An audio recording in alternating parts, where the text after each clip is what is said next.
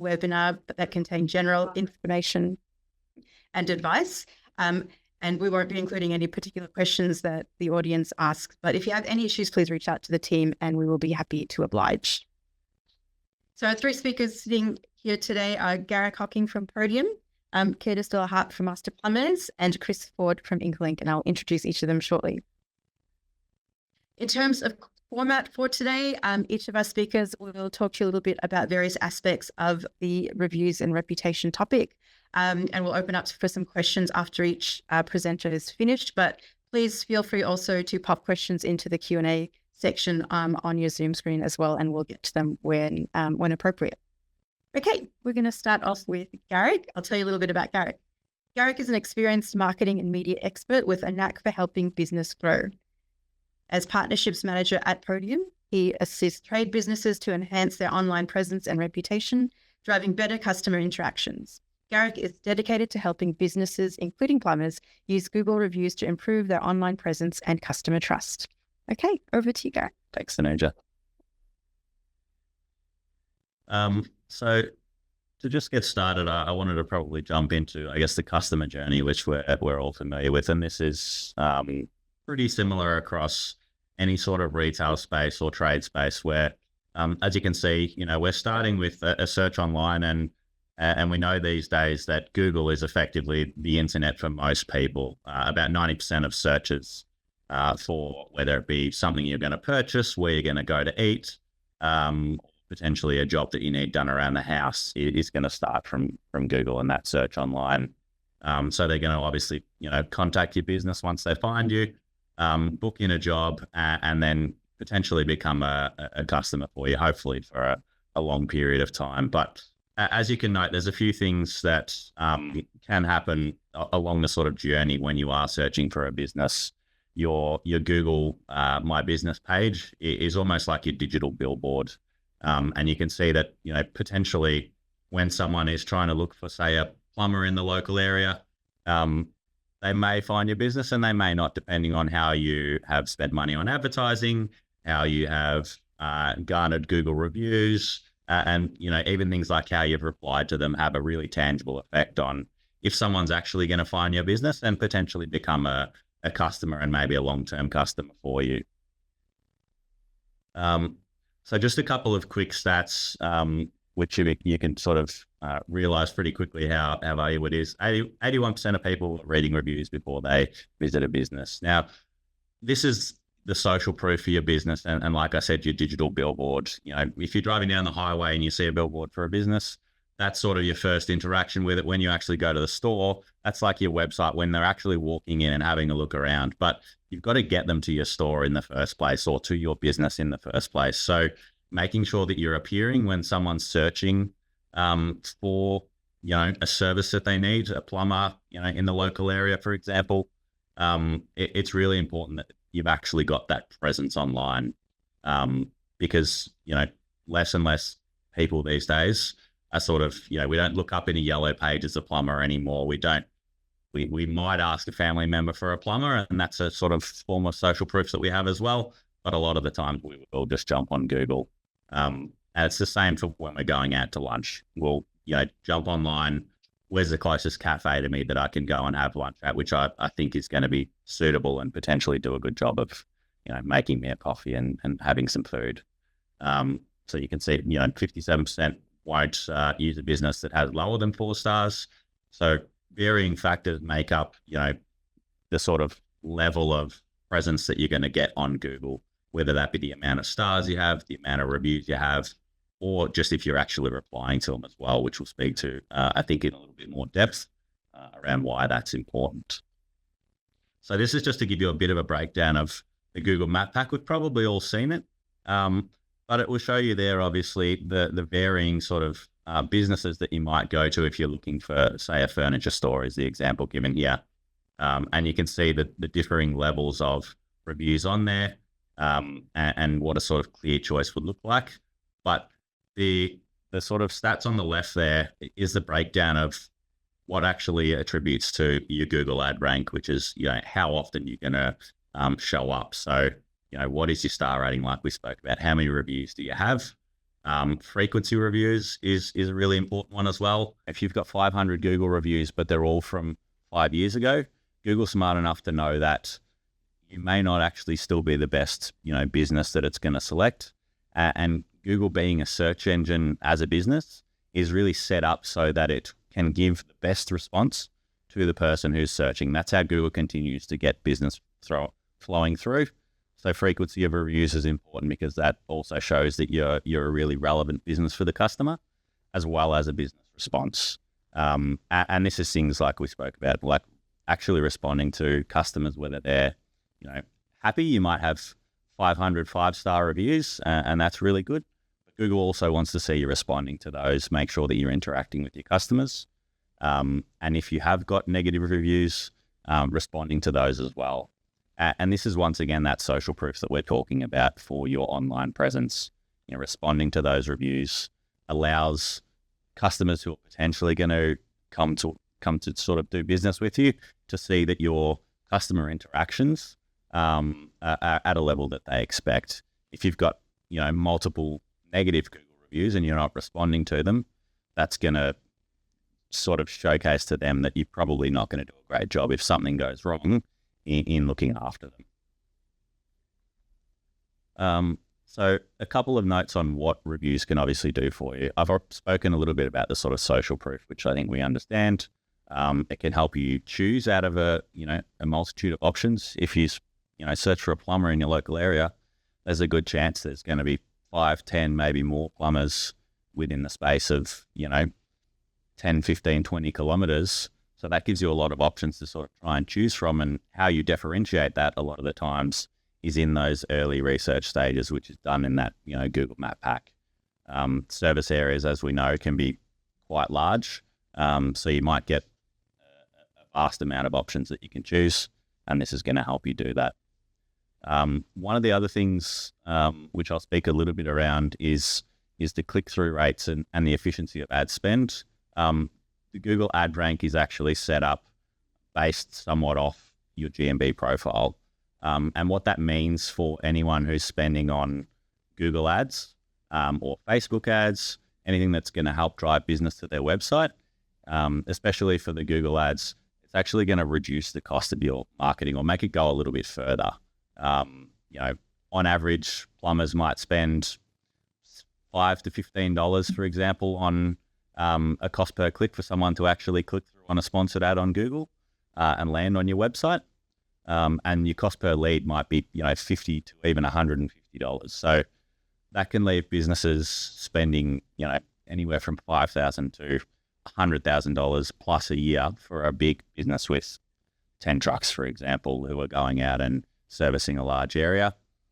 So making sure that all the organic traffic that you can get coming through from people who actually just think that you're a good business, so they don't have to click on the sponsored ad, will reduce those, the cost per click and the actual amount of traffic that you're going to get through to your website. And as a result of that, obviously customers. Continue on. So just to, I guess, showcase, so as Tanuja spoke about, I'm from Podium, and we did start our business based on Google reviews. The founders built a Google review link that was able to be sent out via text. We work with probably about 500 odd HVAC businesses and plumbing businesses in Australia at the moment. And it was founded off this, really simple premise here where, if you're using a Simpro or an Arrowflow or something like that as your job management system, or Maya or Xero as your accounting system, you have those Google reviews firing out off the back of jobs being completed. With a couple of clicks, you're able to sort of lock down that social proof of that Google review, which sort of, I guess, benefits the business for some of the reasons which I've spoken about.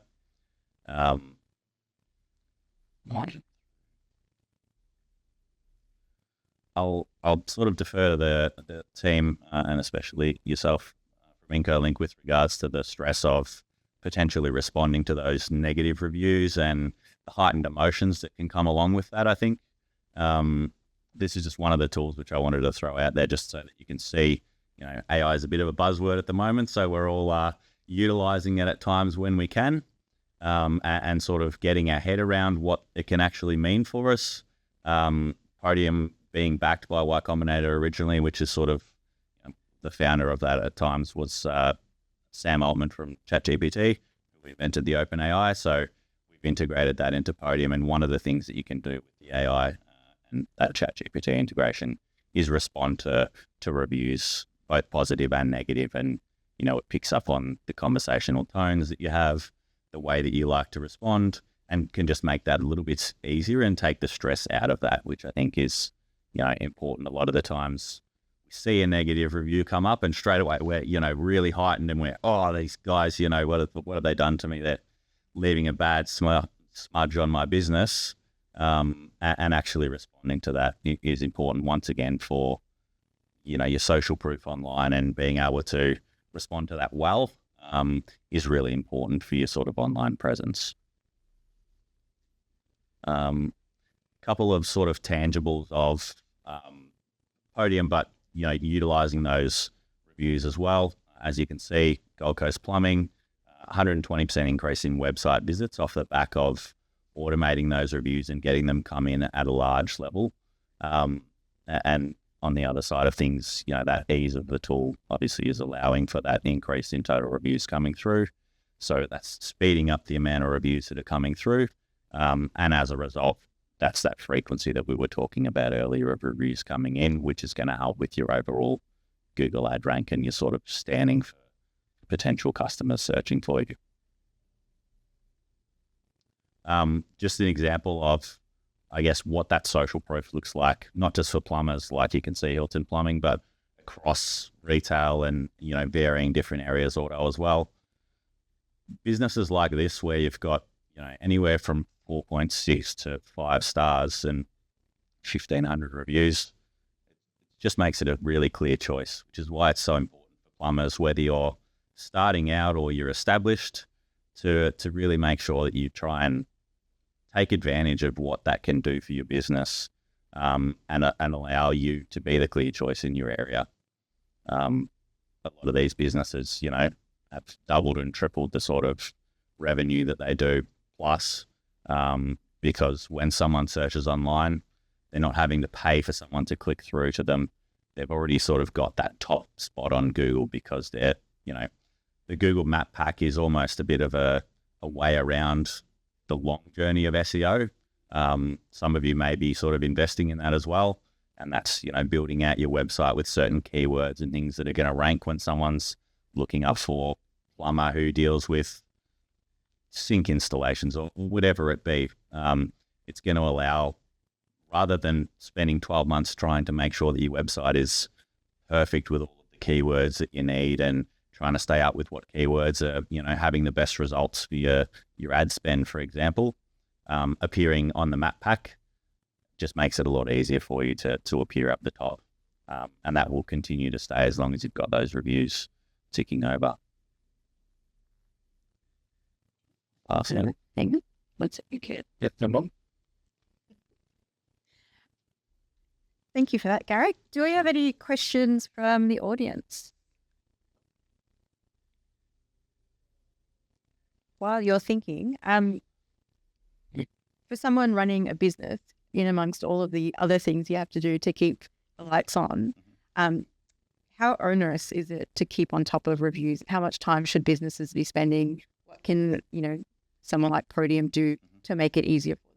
Yeah, I think it's something which can appear onerous, especially if it's, one person who's managing, the job flows of the business and the admin and the marketing and all those things at once. Utilizing a tool like Podium to sort of try and work it off the back of your job management system, your Simpro, et cetera, or your accounting allows it to be a lot easier and to just sort of tick away in the background. Podium pulls the reviews into the platform as well, which you're conversing with customers on, and allows you to sort of edit it there, and that fires that back out to the Google platform as well, just off the back of the sort of partnership and investment that Google put together with us. So we try to make it relatively easy because we see the value, but we also understand that as a space where you're, probably on the tools, potentially you're a business owner who, working from 9 to 5 and trying to manage the marketing and admin in the background, we need that to be as easy as possible for you, because it allows the business to grow, but there's time constraints in trade in particular. And another question, are there any innovative or really effective ways that a business can encourage their customers to actually provide a review for them? I think, what Podium does well with that automation is trying to almost brute force it by sheer numbers, if that makes sense. So when you're trying to get reviews from customers, a lot of the times, if there's not a good process in place, the reviews that you're going to get are the bad ones, right? We know that people like to leave a bad review because it's sort of a bit of a bee in their bonnet after something's gone wrong. So they will leave that. The good ones are a lot harder to garner if you haven't got a flow of volume of reviews going out. Some people like to try and ask on the job when they're doing it, and potentially you can get that as well. And there's a way that can be utilized, but a lot of the businesses who, like I showed earlier, have 5,000, 7,000 reviews, they get that just because they're asking every single person that's coming through. And if they're doing 100 jobs a week, they only get 10% of them, for example. 10 people leave a review out of that. Then you're getting 10 every week over the space of a year. You've got 500 reviews in a year. So it really is just that sheer amount of numbers of having it automated in the background and just having those, reviews get fired out. Okay, great. Thank you. Okay. Next, we have Curtis de la Harpe, who I'm going to call Kurt, because that's how we refer to Kurt. Kurt is the Marketing and Comms Manager here at Master Plumbers. Kurt has been working in the fields of digital marketing, brand marketing, and e-commerce for over 15 years. Over the years, he's utilized his skills to both usher and a number of businesses into the digital world, as well as help several businesses recover from less than ideal online reputation damage. Over to you, Kurt. Thank you. Good morning, all. So what I figured I'd do for my presentation is just go over a few of the things that I've talked to a bunch of our members over the last almost 2 years I've been here. At pub nights, when I've talked to some of our members, when they find out I have background in psych and also like online reputation management, instantly the questions about reviews come up, because it's something that a lot of businesses really struggle with. So there's a few things I always try and put forward to people, especially small business owners that are first delving into the world of online reviews. One is, you're going to get a negative review or a 2-star or a 3-star, something less than stellar. That's fine, accept it. No one can basically get 5 stars all the time. If you get a review, it's very unlikely that you'll be able to get it to be removed. Getting it changed, it's possible to do, but you can't always win people over. That's fine. Generally, if you get a less than stellar review, what you want to do, if you can't get it changed, if you can't talk the person out of it, is just drown it out with positive reviews. And then the other thing that a lot of people ask is, how do I know it's a legitimate review? How do I know it's not one of my competitors that are putting up a negative reviews? Most of the time you can't. So you have to just roll with it and just, once again, go farm those, more positive reviews, drown them all out. And the most important thing is, don't let it, as Garrick said, affect you personally and lead you to make a poor decision where you are calling out a customer that they're wrong or any of that sort of stuff. It's one of those sort of pitfalls that happens a lot, and it comes through in the way that you quite often respond to a review.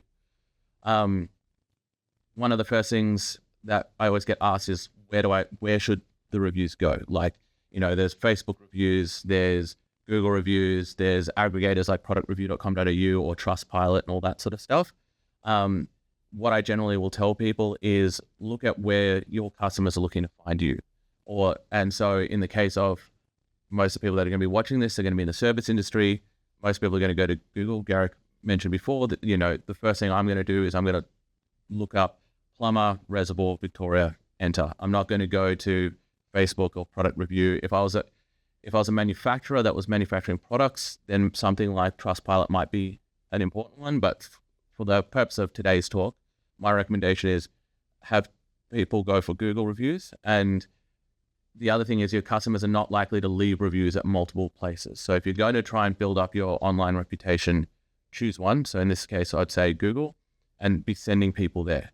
Still keep an eye on Facebook reviews and all that sort of stuff. But like when people say, oh, I've had a good experience or whatever, you want to send them to one location and really build up a strong review base there is my recommendation. The main thing when it comes to like handling your reviews is you got to think like the customer. If you're looking at someone's Google review profile and they're not responding to people, you're less likely to reach out for help and say, hey, listen, I had you come out for leak detection and the house, the roof's still leaking. I'm a bit upset, because they're just going to see negative reviews. They're more likely just to leave a negative review. They're not going to call you and try and solve it. Generally people kind of like to pile on. Like if you see an online profile and it's full of negative reviews, you're more inclined to jump on there. If you jump on a review profile and there's a whole lot of people that like, oh, I didn't have a great experience, but I called them, they came out, they fixed it. Maybe they made an addendum to the bottom of their review saying just give them a call because they'll fix it.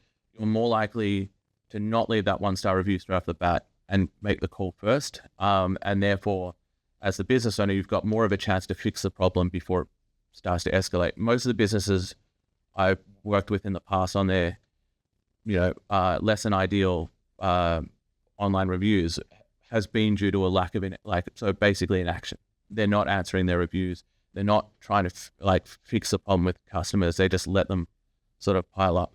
The other thing I also would highly recommend is always answer your positive reviews as well. It's that same sort of Pavlovian conditioning. If you see other people have left a 5-star review and they're getting thanks for really supporting us. We're a small family business. Thank you for leaving a positive review.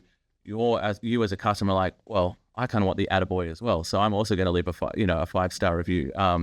And so it's just that sort of cyclic thing. You want to basically encourage people to leave good reviews. You want people to call you before leaving a negative review. And the more that they can see that in the reviews that are already on your profile, the more often that's going to actually happen.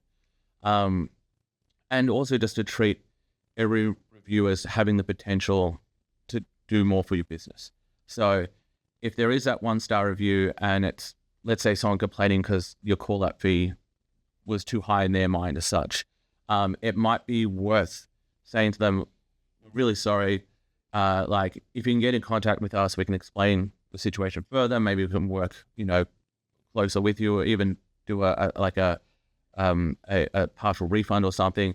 It may mean that you don't make as much off that call out that day, but the difference might be is you may flip a customer into a positive review, or even just someone that's going to leave a review saying, hey, listen, they worked with me and we came to a good settlement. So it's definitely worth reaching out. The AI integration that you were talking about is one of those things that I'm starting to recommend more and more to people, and basically saying, when you're responding to a review, be honest and open with the customer. And actually those AI integrations can really help, because it takes kind of your emotion out of the situation, and can, even if it's just a prompt, so you get it to write it and then you edit it as needed. Like I would never say just let AI answer all your reviews, but let it sort of get the language right for you and stuff like that. It can really help coming across sincere and meaningful when you're trying to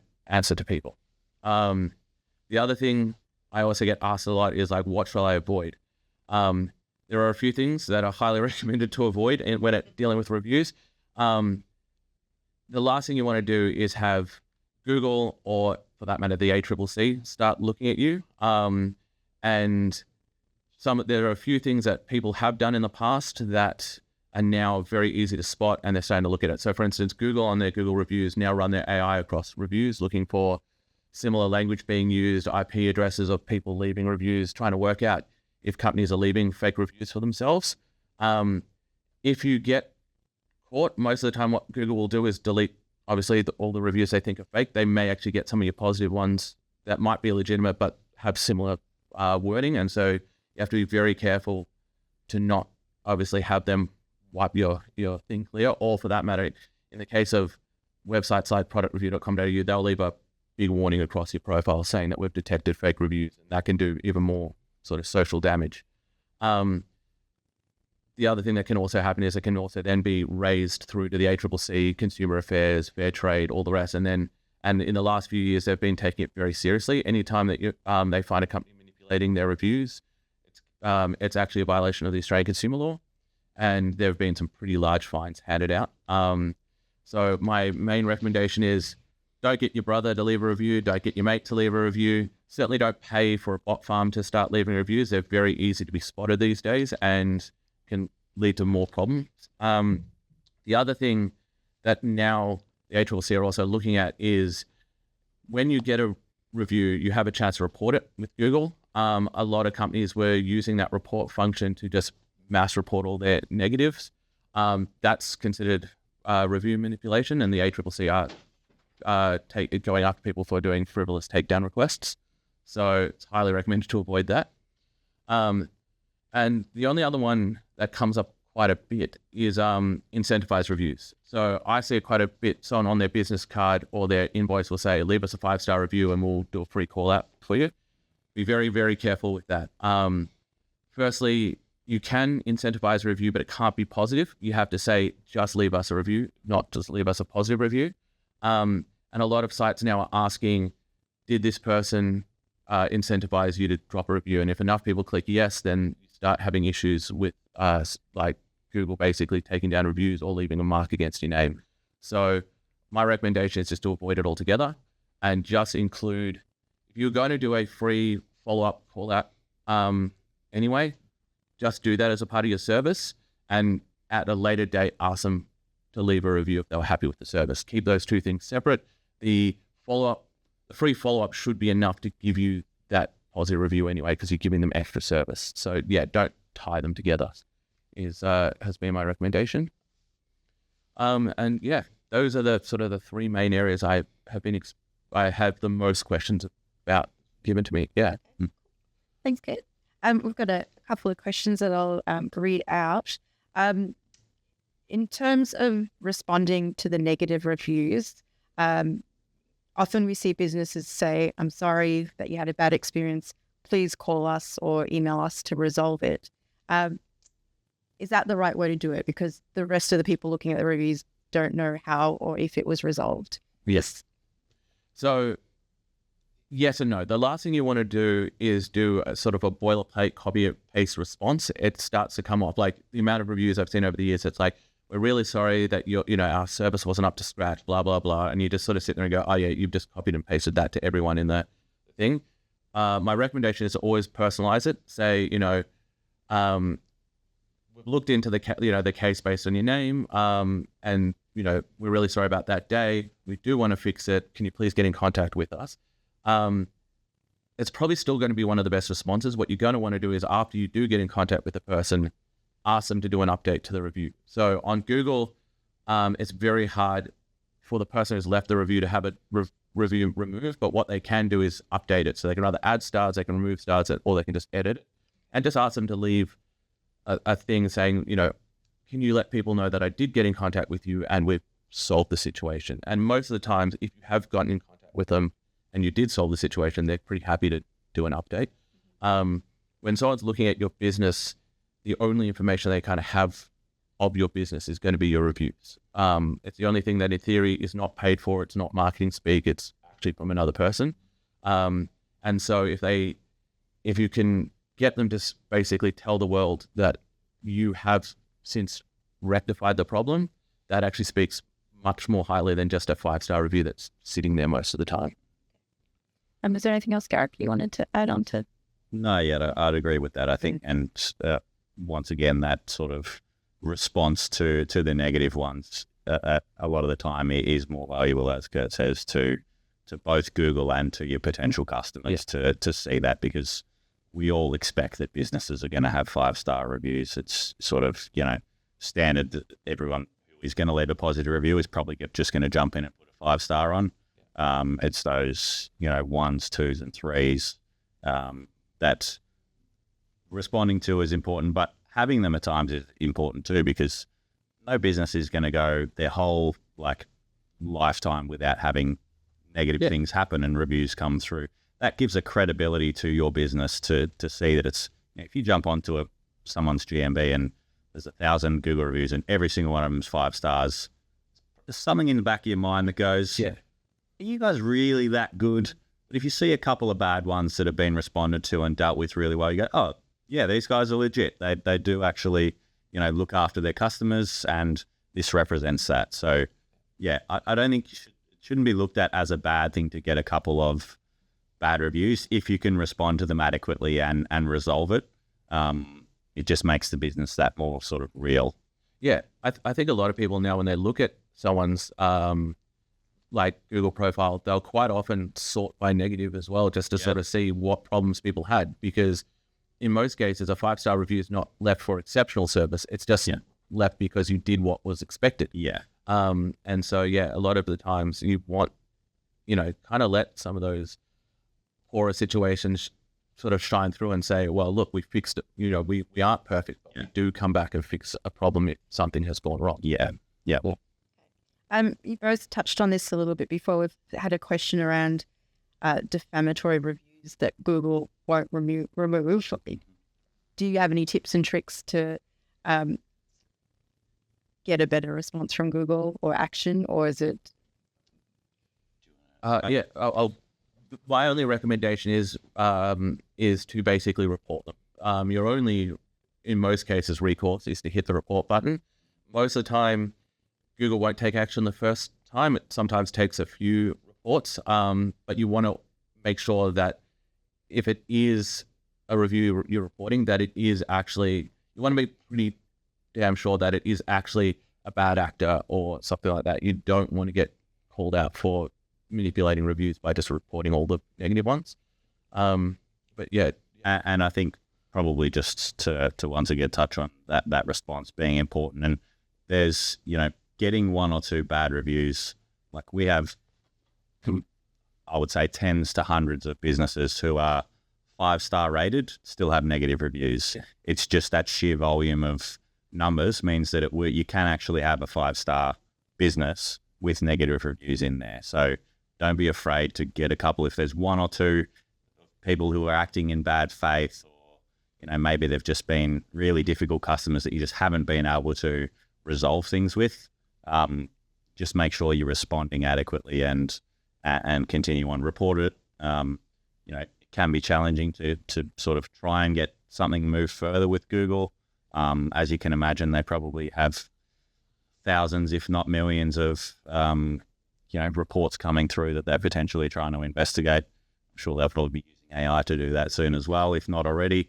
But it is going to be hard at times to take those down. So try not to get too worked up about them. Try to just continue on with business as usual, respond to it, and just keep doing the good work that you're doing to garner those positive ones, and have something in place to keep those positive ones coming at a volume, so that those negative ones sort of disappear into the fold. And the other thing I would also say is avoid at all costs responding to a negative review with we've looked you up in our system, we can't find you, or this is a fake review, or anything like that, because that's a bit of a dog ate my homework situation. You're actually better off at that point just saying, really sorry that you've had a bad experience, please get in contact. But the last thing you want to do is try and put it back on the reviewer like they're the problem, because that also just doesn't give off a very good sign.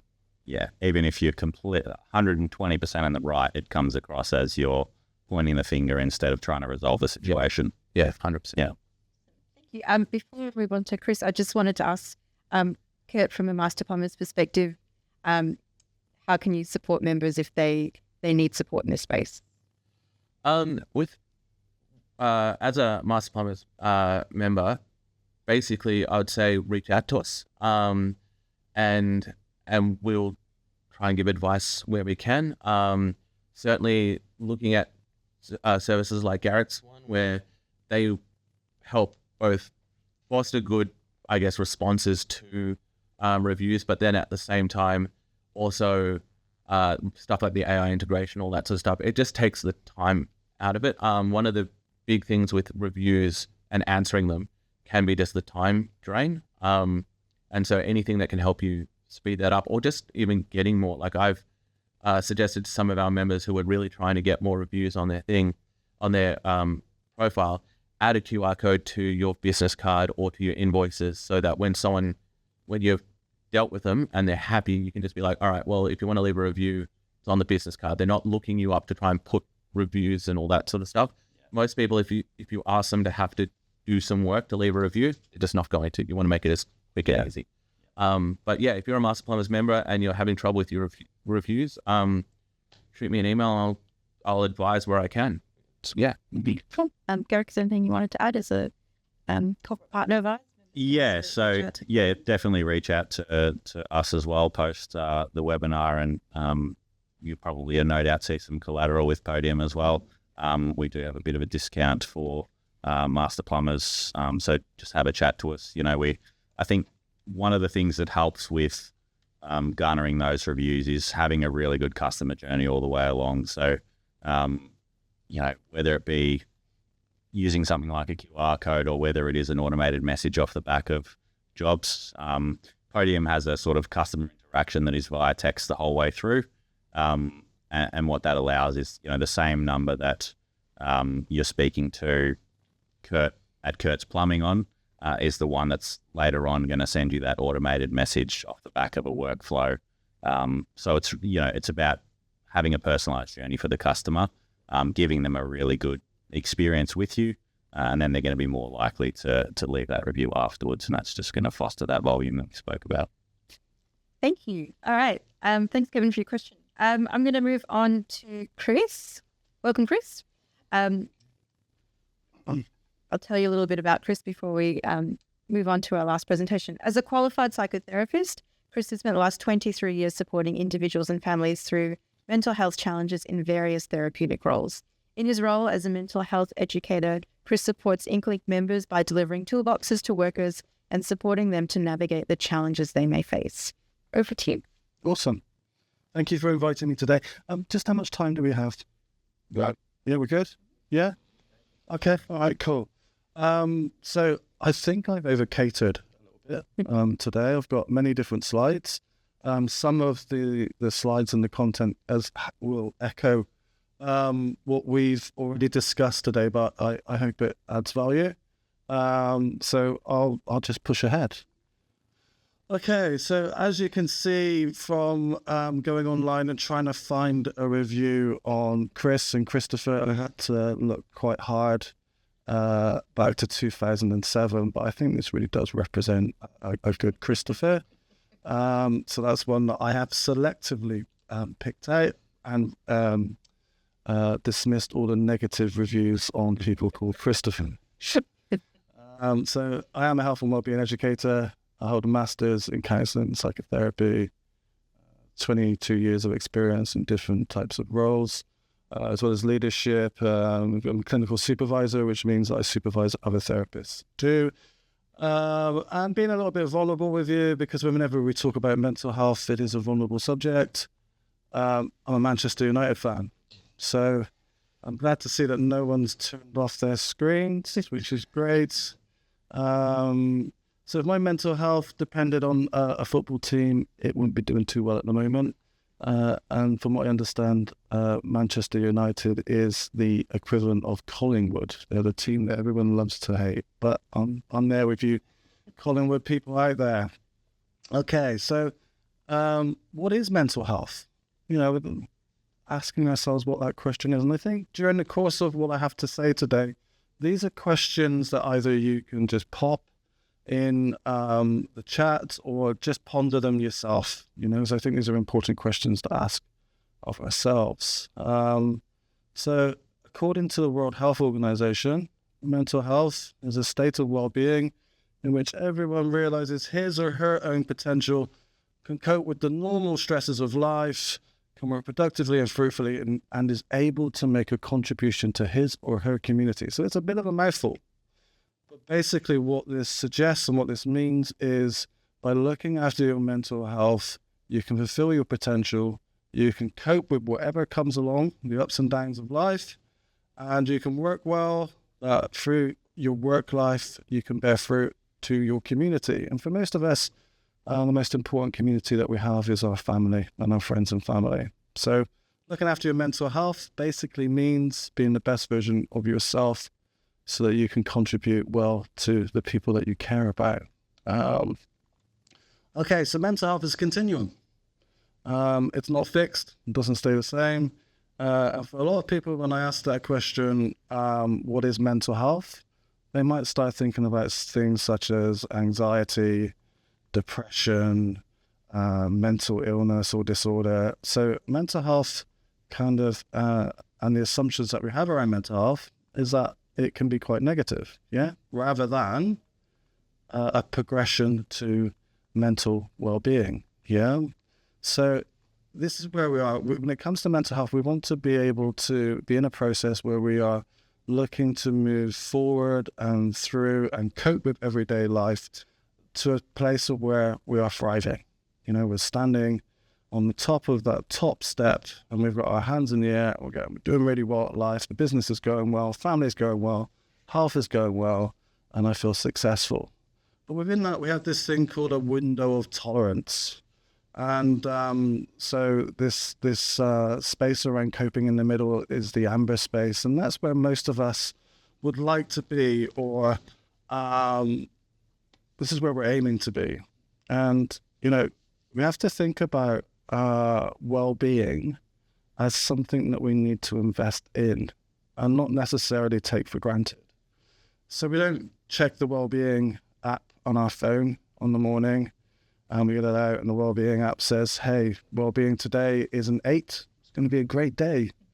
And then if we're a little bit posh, we might get the smartwatch out and the next day it says 2 and we think to ourselves it's going to be a struggle.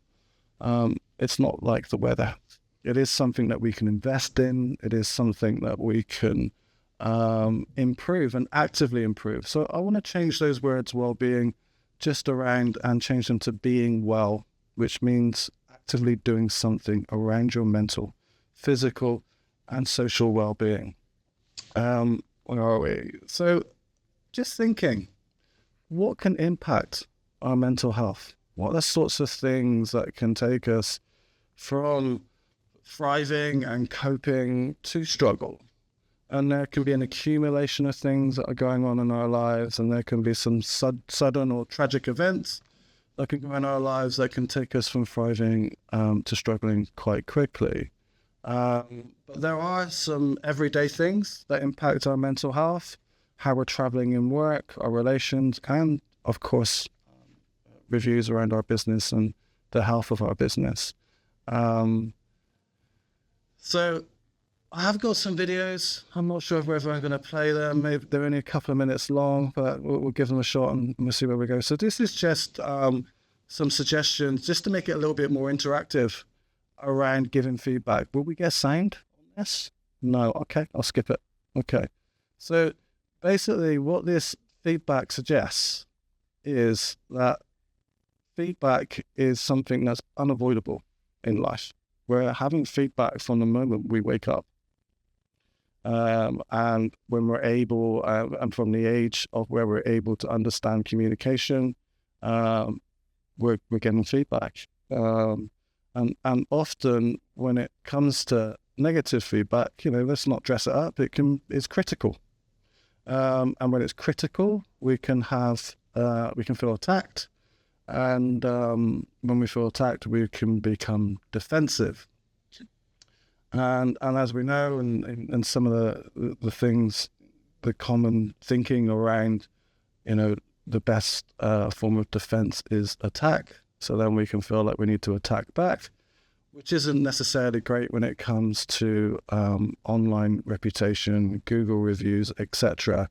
Where if you're having a hot-headed moment, that you respond without thinking, and it's there, it's online, and in some respects, the damage is done.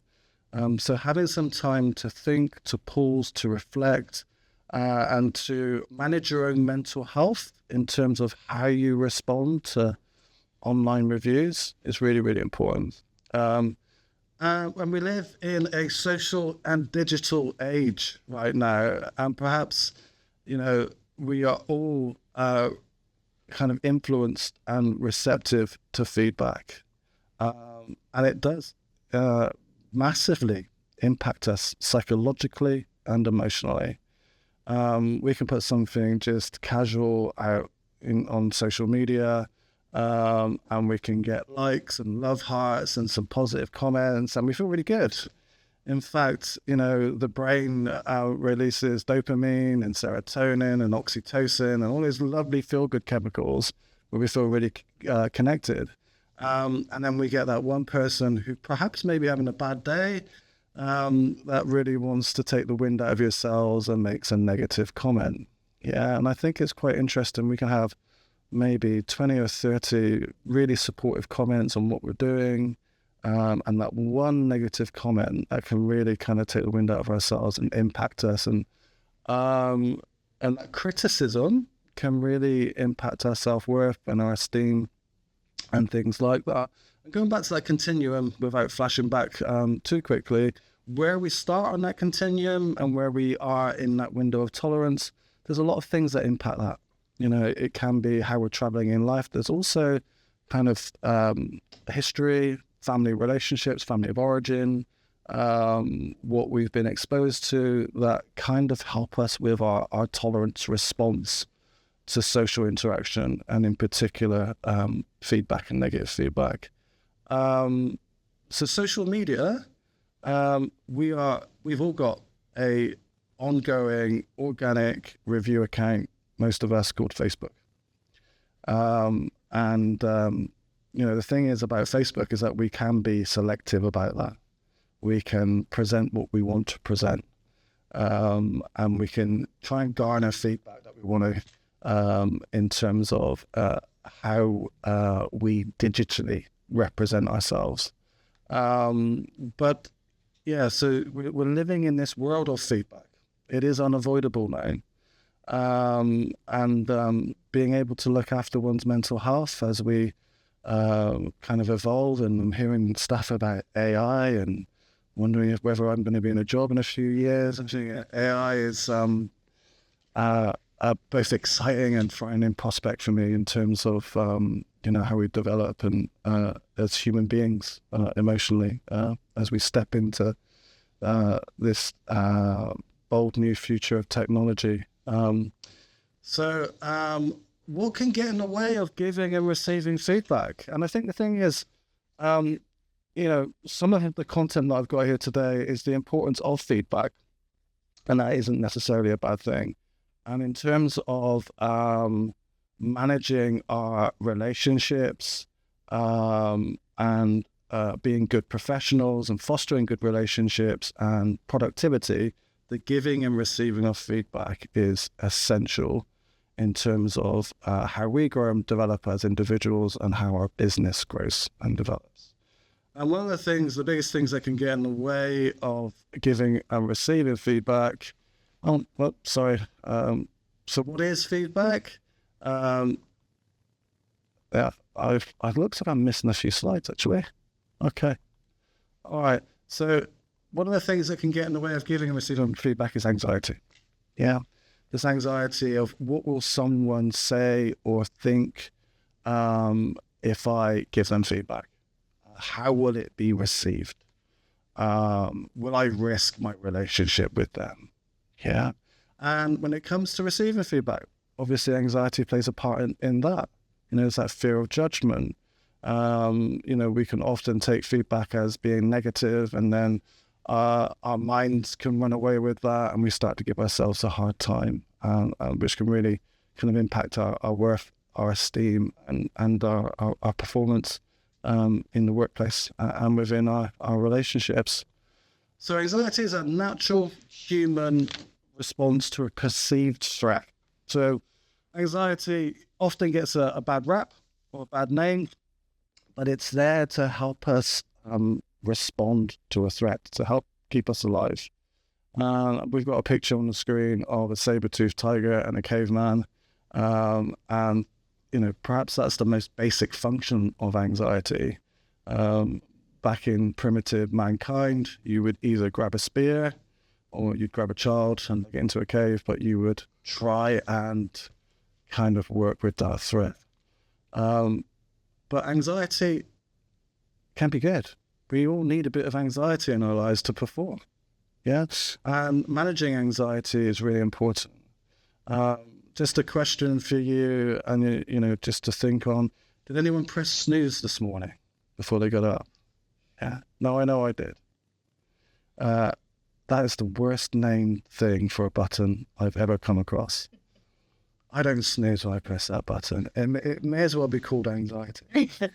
So I press the snooze anxiety button. I think I give myself 10 minutes. Yeah. And then it goes off again. More anxiety. And then I think, oh, crap, I'm going to be late for work. What about the traffic? And I'm running around trying to find shoes. My glasses are on the top of my head, and I'm trying to find those too, to get to work. So anxiety is actually a good motivator. It helps us to perform. On the slide in front of you, you can see where if we manage stress and anxiety productively, then we've got good performance. As sports people refer to as being in the zone. Yeah. Too much anxiety, we become overwhelmed. We can't think straight. We're trying to find the glasses on top of our heads, and we're overwhelmed, and performance goes down. So this fight or flight response. That's what can happen. So the body goes into defense mode, and with that, you have to ask yourself, am I thinking clearly? Am I reacting, or am I responding to what's going on right now? And that can happen when it comes to feedback, because,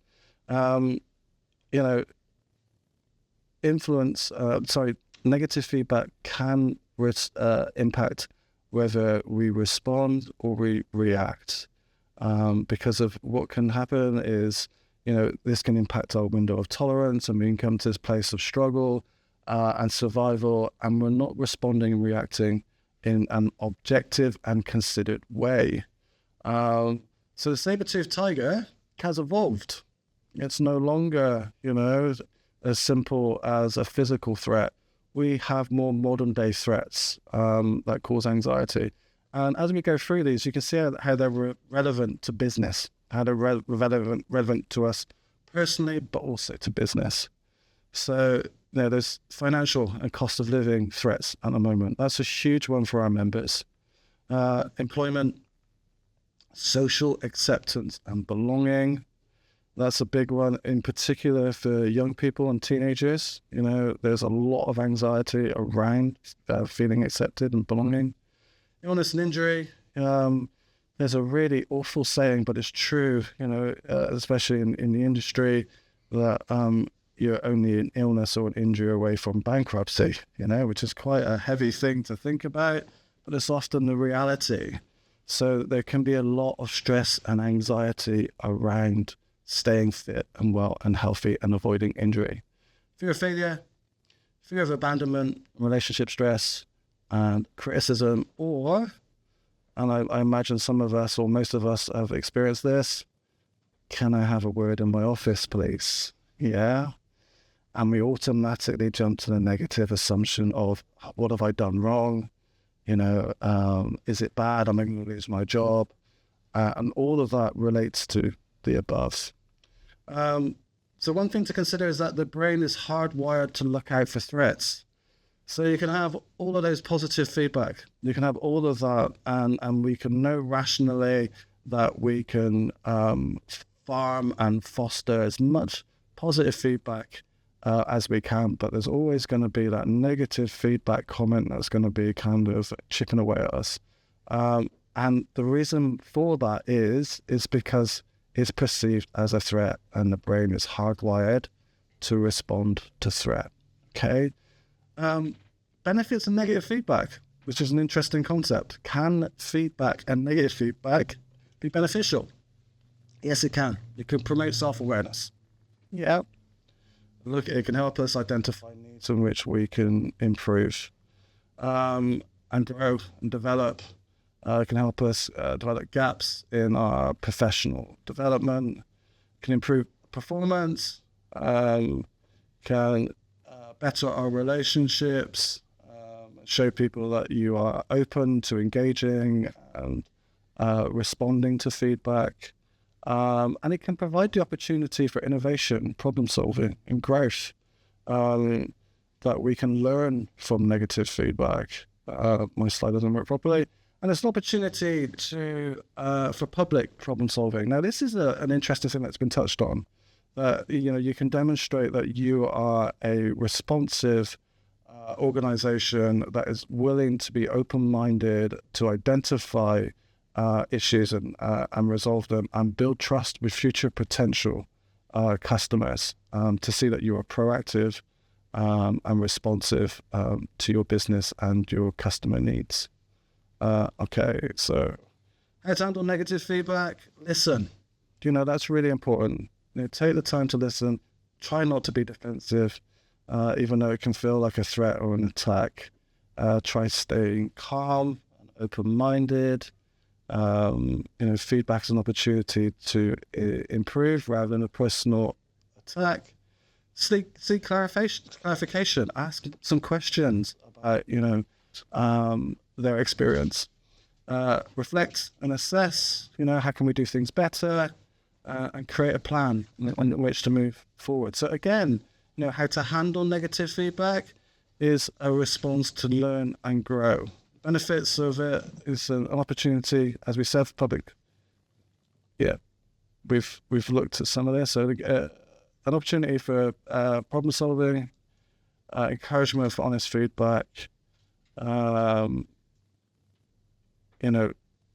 Looking at reviews as being feedback rather than negative or positive.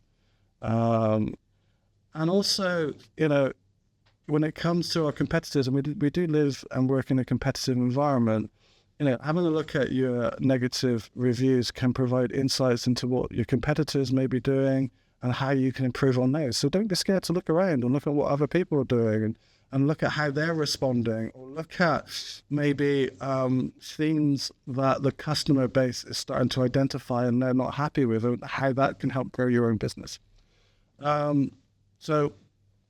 Okay, just to finish up, I've been told we got time. I'm just going to run through this.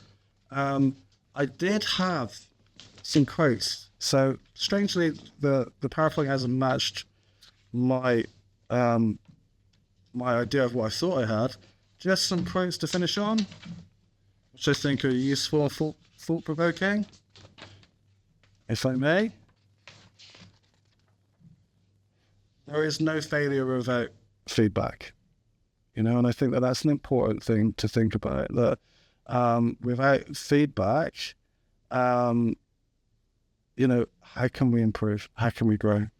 And then the last one, which really kind of resonated with me, is the trouble with most of us is that we would rather be ruined by praise than saved by criticism. And there it is on the screen, that one there.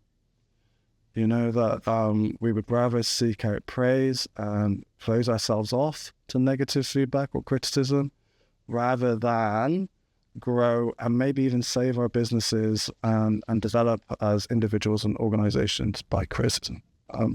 So that's me. Thank you so much, Chris. That was a great note to end on. I also say thank you to Garrick and to Kurt.